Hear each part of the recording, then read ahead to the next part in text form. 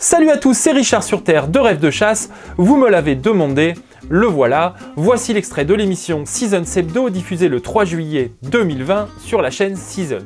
Je voudrais remercier David Chénion pour sa gentillesse et sa joie de vivre, Nicolas Gruot, le réalisateur, pour ses vannes dévastatrices, et Rémi Castin, le directeur des programmes, qui a accepté sans hésiter la diffusion de cet extrait sur YouTube. Du coup, en échange, et c'est la moindre des choses, je vous mets en description le lien vers la chaîne Seasons où vous pourrez vous abonner. Si vous voulez soutenir le projet de la chaîne, vous pouvez vous rendre sur Tipeee, je vous mets le lien en description. N'oubliez pas non plus de vous abonner. C'est parti.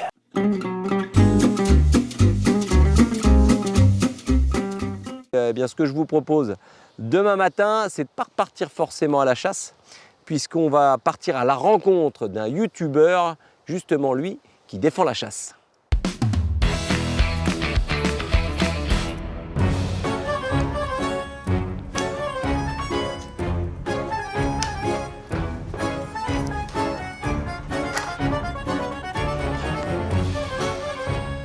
Salut à tous, c'est Richard sur Terre. Aujourd'hui, je reçois David de Seasons Hebdo qui est venu me rendre une petite visite dans notre superbe département des Landes. Celle-là, elle est bonne, on la garde. Ah. Impeccable. Bon, eh bien oui, on est toujours dans le département des Landes et cette fois-ci, je me trouve en compagnie de Richard sur Terre. Alors ça, c'est un peu ton nom de youtubeur, c'est ce qu'on peut dire? C'est ça, on peut dire ça, ouais. Et on en a parlé avec les gens de chez Seasons et on s'est dit, ce petit monsieur, ce jeune homme, il faut qu'on aille le voir. Parce que finalement, tu fais des choses pour, alors j'allais dire promouvoir, c'est pas tout à fait le terme, mais en tout cas pour pas faire n'importe quoi par rapport à ce qu'on peut voir sur les réseaux sociaux et tout simplement défendre la chasse. J'en avais un petit peu marre, j'en avais vraiment assez d'entendre des âneries rabâchées sur Internet par nos opposants, qui sont des grands spécialistes du mensonge et de la manipulation des émotions, et je me suis dit qu'à un moment donné, il fallait que je l'ouvre, parce que je pouvais plus rester comme ça sans rien faire. Ça me coûtait trop, du coup, émotionnellement, et il fallait que je prenne mon droit d'expression et que je l'utilise, tout simplement. La séquence, justement, que moi j'ai découvert, c'est celle sur l'empathie, Oui. ou alors sur le fait d'avoir des sondages. Êtes-vous pour ou contre la chasse le dimanche? Et tout ça, c'est de la manipulation. Bien sûr. Et est-ce que le terme, justement, il est pas trop fort? C'est vraiment de la manipulation. Ah non, c'est clairement de la manipulation, et moi je suis persuadé qu'on a affaire à des gens qui le font sciemment et stratégiquement. C'est qu'on n'est même pas dans un biais éventuel, on est dans une intention de nuire, j'en suis convaincu. Et puis il y a aussi ce fameux sondage sur la chasse du dimanche. Ouais. Alors ça, on va aller dans ton bureau, Ouais, j'allais on dire. va aller voir ça. C'est juste là. C'est juste là, on va aller ouais. sur ta page. Je te laisse Allez. ton joli bureau où C'est tu travailles. ça. Et là, ça. on va présenter ce fameux questionnaire pour la chasse du dimanche. Ah ouais. Où, grâce aux questions, on peut orienter un petit peu la réponse, tout simplement. Complètement. La première question dit « Au niveau national en France, la chasse est autorisée les 7 jours de la semaine en période de chasse. Le dimanche, la nature est très fréquentée par des familles en promenade, des randonneurs, des joggeurs, des cyclistes, des cavaliers. Il manque des petits papillons qui volent. Vous, personnellement, seriez-vous favorable ou pas favorable à ce que le dimanche devienne un jour non chassé ?» Donc voilà, on voit très bien la manipulation, elle est absolument évidente. Il y a une deuxième question qui est absolument... Sur les soi-disant les nuisibles, Oui, sur oui. les animaux nuisibles, ou là, et sur le sanglier. Montre-nous au moins juste ces trois questions, parce que c'est terrible. En France, 12 espèces de mammifères, dont la belette, la fouine, la martre, le putois, et 7 espèces d'oiseaux, dont le corbeau, la corneille, l'étourneau, le jet des chênes, la pie, le pigeon ramier et la bernache du Canada, sont classées nuisibles. Elles peuvent donc être chassées, tirées, piégées, déterrées, assommées, enfumées, toute l'année en France. Êtes-vous favorable ou pas favorable à cette réglementation autorisant toute l'année la destruction de ces espèces? Il suffit par exemple de prendre au niveau de la prédation du corbeau et de se dire que le corbeau, par exemple, est responsable de la disparition, par exemple, de la perdrix grise dans certaines régions par destruction des nichés. Et à ce moment-là, on comprend l'utilité de la chasse du corbeau. Et si on induit dans la question ça, et qu'on dit aux gens, pensez-vous qu'il est important de protéger les nids de perdrix grises en chassant leurs prédateurs? On va avoir des réponses complètement différentes, alors que c'est la même problématique.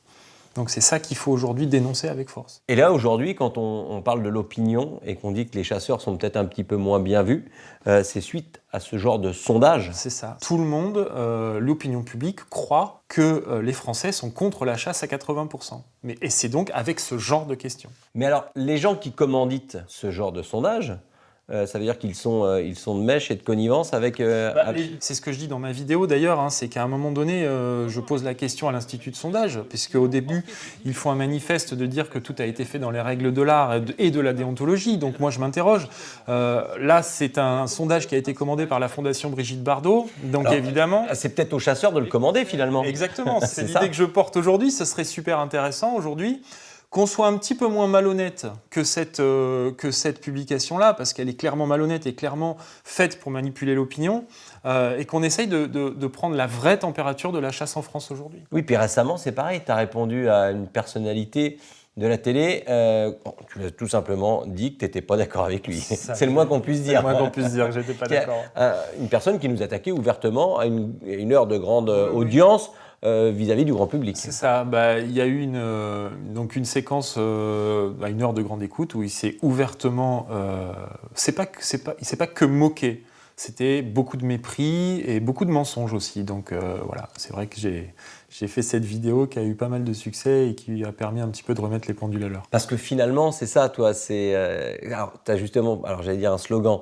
C'est de redonner sa place finalement à la chasse. C'est ça, exactement. C'est un peu mon credo, redonner à la chasse la place qu'elle mérite. Et qu'elle mérite à la fois dans nos campagnes, mais qu'elle mérite aussi dans l'opinion. Chasseur depuis longtemps? Depuis toujours. J'ai pris mon permis à 16 ans, pour la première fois, comme beaucoup de chasseurs.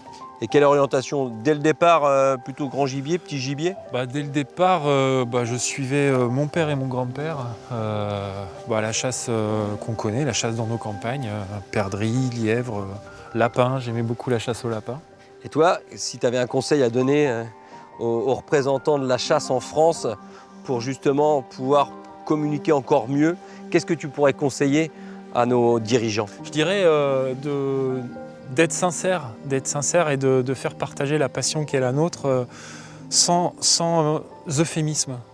À un moment donné, il faut être fier de ce qu'on est et il ne faut pas avoir peur de dire aux gens oui, on va tuer des animaux, on ne va pas prélever des animaux, on ne va pas réguler des animaux. Bien sûr que la chasse, elle a son utilité écologique, je veux dire, ce n'est pas aux chasseurs qu'on va l'apprendre, mais il faut être fier de ce qu'on est et plus se cacher. Voilà. Je crois que ça, notre représentant national, il incarne bien ça, en tout cas. Très, très bien, je pense que chez Willy Schran, il incarne ça quand même. Voilà, ne pas avoir honte d'être chasseur, tout simplement. Il faut faire très attention. Aujourd'hui, on est épiés en permanence et nos détracteurs n'attendent que ça pour nous sauter dessus, de couper des propos, les sortir de leur contexte et faire un bad buzz, comme on dit sur Internet.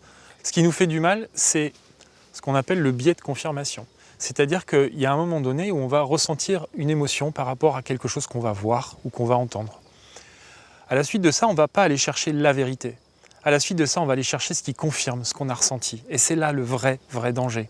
Donc la première chose qu'on devrait tous se poser quand on veut savoir quelque chose, c'est d'aller chercher même ce qui est inconfortable pour nous. Et à partir de ce moment-là, ça s'appelle du sourcing, c'est-à-dire que je vois une information, elle me satisfait, danger. Ça ne veut pas dire qu'elle est vraie. On va en voir une deuxième, une troisième, il faut en voir plusieurs. C'est un peu comme un journaliste qui va aller vérifier ses sources. C'est ça. Et puis qui va prendre 1, 2, 3, 4, 5 infos avant de pouvoir la retranscrire. Mais aujourd'hui, ça... Le moment le plus compliqué, c'est justement quand on arrive là. Quand on explique les choses et que les gens finissent par dire « Non mais d'accord. Mais toi, t'aimes ça tuer. Moi, peut-être que je suis un irresponsable et peut-être que je fais pas attention, mais t'aimes ça. Si t'y vas, c'est que t'aimes ça. » Et c'est là qu'à un moment donné, il y a quelque chose qui est difficile à expliquer. C'est la passion. C'est quand j'ai fléché mon brocard, que je descends du Tristan ou alors que je m'approche après l'avoir fléché et que j'ai les genoux qui tremblent, que je suis même des fois obligé de me poser par terre tellement je tremble de partout. J'en parle, j'en ai des frissons, vraiment, c'est sincère. Et que je m'assois à côté de lui et que je pose ma main sur lui et que c'est des moments qui sont d'une intensité impossible à expliquer. C'est vraiment là la difficulté première d'explication de la chasse. Et il y a quelque chose presque de l'ordre du mystique dans ce moment-là. Et ce truc-là, si on arrivait à le faire ressentir aux autres... Mais comment faire pour mettre tout ça en avant, pour l'expliquer et aujourd'hui, dans la société où on vit, malheureusement, c'est... Mais en tout cas, Richard, bravo à toi. Continue. Merci. Continue. Je n'y manquerai pas. On n'a malheureusement pas vu d'animaux, mais bon, on est en pleine journée et vous avez vu la météo. Il commence à bien pleuvoir ici dans les Landes après des températures extrêmes. Bonne saison à la Bécasse parce qu'il a 2 petits chiens sympas aussi à la maison, 2 beaux épagnols. On va les laisser arriver les Bécasses. Ouais, un petit peu. Et puis eh bien nous on va rester dans notre département des Landes et puis on va retrouver Didier pour une nouvelle approche ou plutôt pour un nouvel affût. Voilà, j'espère que ça vous a plu. Je vous dis à bientôt sur Terre ou ailleurs. Il ne veut pas rester.